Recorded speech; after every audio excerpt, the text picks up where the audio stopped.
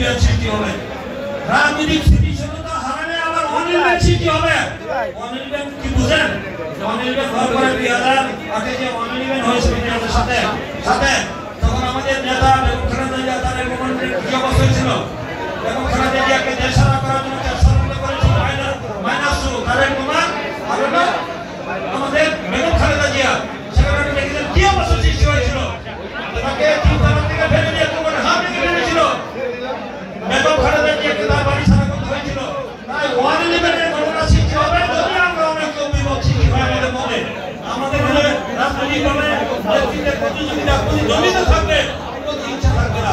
তাই অনেক সংগ্রাম হচ্ছে ওদের ডিসিএসপিওসি বিভিন্ন সরকারি অফিসে গিয়ে তারা সুযোগ সুবিধা পাচ্ছে সব জায়গায় এবং ব্যবসা বাণিজ্য ফাইটার হুইল থেকে শুরু করে সমস্ত ব্যবসা বাণিজ্য তারা নিয়ন্ত্রণ করছে। তারা আজকে চাচ্ছে যে বাংলাদেশের নির্বাচন মধ্যে সংস্কার বিচার না হওয়া পর্যন্ত নাকি বাংলাদেশে জাতীয় নির্বাচন হতে দেবে না। আপনারা কি চান নির্বাচন না হোক কিনা? যেটা লন্ডনে ঐতিহাসিক বৈঠকে যেটা সিদ্ধান্ত হয়েছে ফেব্রুয়ারি মাসের নির্বাচন, সেই জাতীয় নির্বাচনের জন্য 16 বছর লড়াই করেছেন।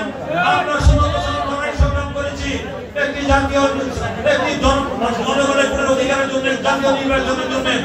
অনির্বাচিত সরকারের হাতে দেশ জাতিকে নিরাপদ নির্বাচিত সরকারের জন্য লড়াই করেছি, গণতান্ত্রিক সরকারের জন্য। এই রাষ্ট্রের ভূখণ্ডের মালিক দেশের জনগণ, এই সংবিধানে দেওয়া রয়েছে। তাই জনগণের সরকার প্রতিষ্ঠা না হওয়া পর্যন্ত আপনাদেরকে সতর্ক থাকতে হবে না। অনেক ষড়যন্ত্র চক্রান্ত শুরু হয়েছে। আমরা যদি ঐক্যবদ্ধ থাকি, আমরা যদি